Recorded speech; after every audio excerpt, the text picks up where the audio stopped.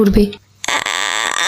আম্মু, এই দেখো আমি কত সুন্দর করে ফুল এঁকেছি। এই দেখো, দেখো। তোমাকে আমি কতবার বলেছি মারিয়ম, তুমি এভাবে কথা বলবে না, ঠিক করে কথা বলো।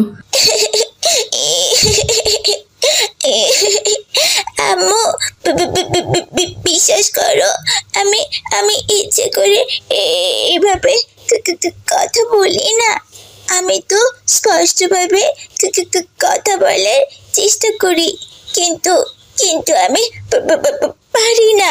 বারবার আমার মুখে কথা আটকে যায়। এতে আমার কি দোষ? তুমি আমাকে শুধু শুধু বকছো কেন? আহা আয়েশা, মেয়েটাকে আর বকো না তো, ও তো ইচ্ছে করে ওরকম করে কথা বলে না। আমরা তো জানি আমাদের মেয়েটা তোদলিয়ে কথা বলে, এতে ওর দোষ কি বলো? আল্লাহ তাআলা ওকে যেমন করে বানিয়েছেন ও তো তেমনই হয়েছে, তাই না? যে যেমন অবস্থায় আছে তাকে তেমন অবস্থাতেই শুকরিয়া আদায় করা দরকার। আলহামদুলিল্লাহ। মা মারিয়াম, তুমি আর কেঁদো না মা, চলো আজকে আমি তোমাকে স্কুলে ভর্তি করিয়ে দিয়ে আসবো।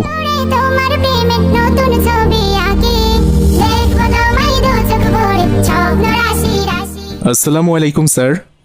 ওয়ালাইকুম সালাম। আপনি কি মেয়েটিকে স্কুলে ভর্তি করবেন? জি স্যার।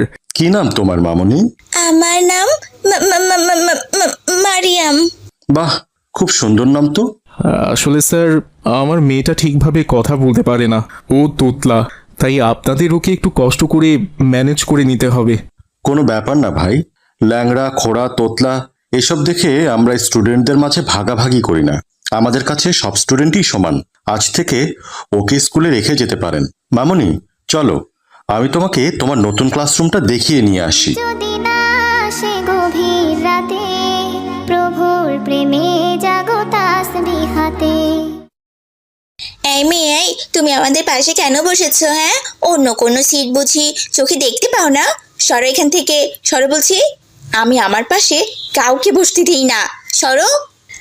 আমি এই ক্লাসে নতুন এসেছি। আমি আমি তোমাদের বন্ধু। আমার নাম মারিয়াম। এই দেখো দেখো, তোমরা দেখো এই মেয়েটা কেমন করে কথা বলছে। এই দেখো না, এই তো দেখছি তোতলা। এই শোনো, তুমি কখনো আমাদের বন্ধু হতে পারবে না, বুঝেছো? আর আমি তোমার মতো মেয়েকে কিছুতেই আমার পাশে বসতে দেব না, যত সব।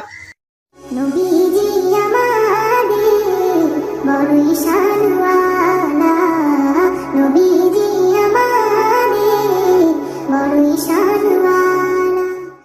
এসব কি হচ্ছেটা কি? শুনলাম আজকে আমাদের ক্লাসের একজন নতুন স্টুডেন্ট এসেছে, তো সেটা বুঝি এই মেয়েটা? এই মেয়ে, তুমি নিচে বসে এভাবে কাঁদছো কেন? হ্যাঁ, আসলে ম্যাডাম, এই মেয়েটা না খুব অমনোযোগী।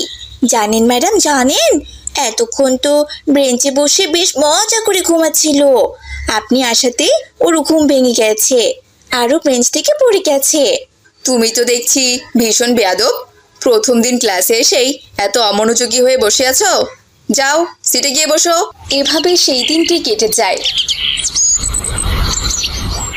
মা মারিয়াম, স্কুলের সময় হয়ে যাচ্ছে, তুমি স্কুলে যাবে না? না আব্বু, আমি আর স্কুলে যাব না। ওখানে সবাই খুব খারাপ, সবাই খুব মিথ্যে কথা বলে। গতকাল ম্যাডাম আমাকে খুব বকেছে, অথচ আমার কোনো দোষ ছিল না। আমি আমি আর স্কুলে যাব না আব্বু। আমি ঠিক এই ভয়টাই পাচ্ছিলাম, এর জন্যে আমি ওকে স্কুলে পাঠাতে চাইনি। শুনুন, আমি আমার মেয়েকে স্কুলে পড়াবো না, আমি ওকে বাড়িতে 5 ওয়াক্ত নামাজ পড়া শেখাবো, আর বড় হলে বিয়ে দিয়ে দেবো। ওর লেখাপড়া করার কোনো প্রয়োজন নেই। আমার মেয়েকে নিয়ে আমি কাউকে হাসাহাসি করতে দেবো না। তো ওকে আর স্কুলে যেতে হবে না মা। তুমি অবশ্যই স্কুলে যাবে মা। শোনো মা, ম্যাডাম হয়তো তোমার কথা ঠিকমতো বুঝতে পারেননি। আসলে প্রথম দিন তো, তাই হয়তো উনি তোমাকে সেভাবে গুরুত্ব দেননি। তুমি নিয়মিত স্কুলে যেতে থাকো, দেখবে আস্তে আস্তে সবাই তোমার বন্ধু হয়ে যাবে। তুমি পড়াশোনা করে জ্ঞান অর্জন করবে, তোমাকে ভালো রেজাল্ট করতে হবে মা। তুমি যখন ভালো কিছু করবে তখন তোমার সব দোষ গুণে পরিণত হবে মা। সবাই তোমাকে অনেক ভালোবাসবে। বাবার কথায় উৎসাহিত হয়ে মারিয়াম স্কুলে যেতে রাজি হয়। পরদিন সে আবারও স্কুলে চলে যায়। এই তোরা দেখ দেখ, ওই তোতলা মেয়েটা আজ আবারও স্কুলে এসেছে। দেখ দেখ তোমরা আমাকে প্রতিদিন এইভাবে তোতলা বলে অপমান করো কেন? ওলে বাবা, তাহলে আমরা প্রতিদিন তোমাকে কিভাবে অপমান করব? কি রে সাহেব, তুইও তো দেখছি ওর মতো করে তুতলিয়ে কথা বলতে পারছিস। চল চল, আমরা সবাই মিলে ওকে বরং ভেঙাই। তোমরা কেউ আমাকে দয়া করে আর অপমান করো না, আমি তো তোমাদের বন্ধু। মারিয়ামের সহপাঠীরা ওর কোনো কথাই শোনে না, উল্টো ওকে ধরে মারতে থাকে। এক পর্যায়ে তাদের মাঝে হাতাহাতি হয়ে যায়। ঠিক তখনই সেখানে ম্যাডাম চলে আসে। অপরাজিতা হৃদয়ের রজনীগন্ধা। এই এখানে কি হচ্ছেটা কি? হ্যাঁ, কি শুরু করেছো তোমরা? ম্যাডাম দেখুন, এই মারিয়াম স্কুলে এসে কেমন আমাদের সাথে ঝগড়া করতে শুরু করেছে। আমি বারবার করে বললাম ঝগড়া করিস না রে, ঝগড়া করা একদম ভালো না, অথচ ও আমার কোনো কথাই শুনলো না, উল্টো আমাদেরকে মারতে শুরু করেছে। আপনি ওকে শাস্তি দিন ম্যাডাম।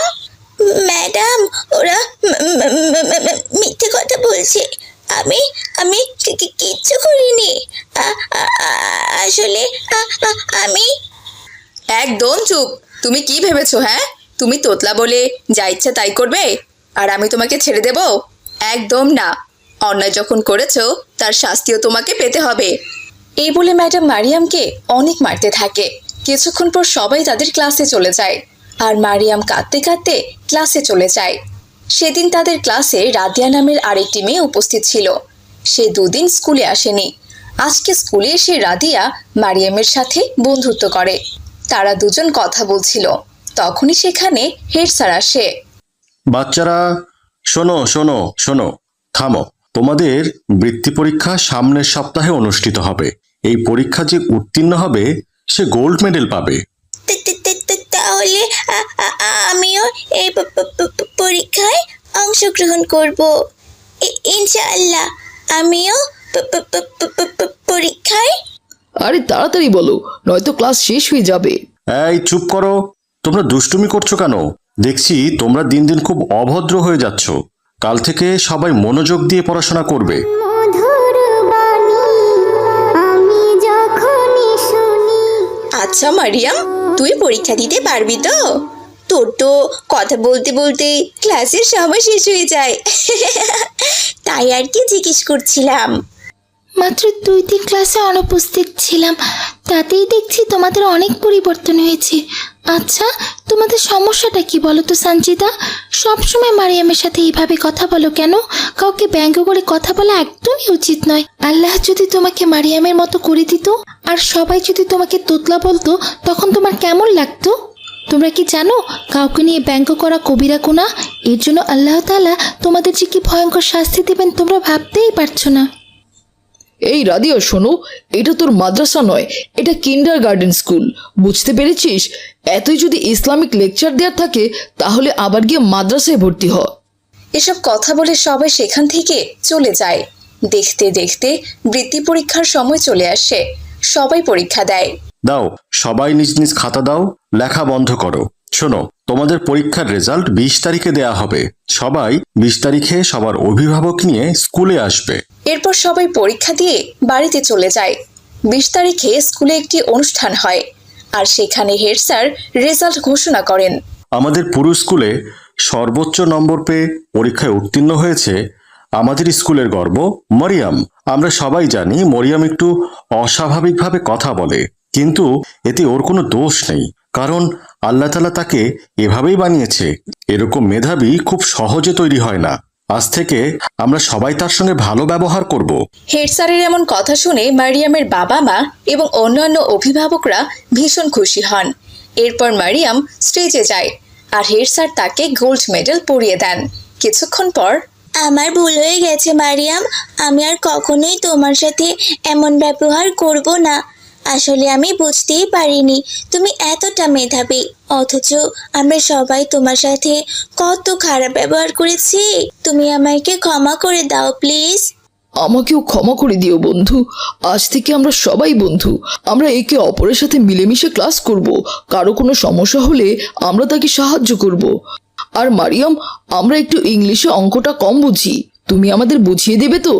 ইনশাল্লাহ দেব। বন্ধুরা, আমাদের সব সময় একে অপরের প্রতি শ্রদ্ধাশীল থাকতে হবে আর সবার বিপদে সাহায্য করতে হবে, তবেই না আমরা সহপাঠী। তুমি কি বলো রাজিয়া?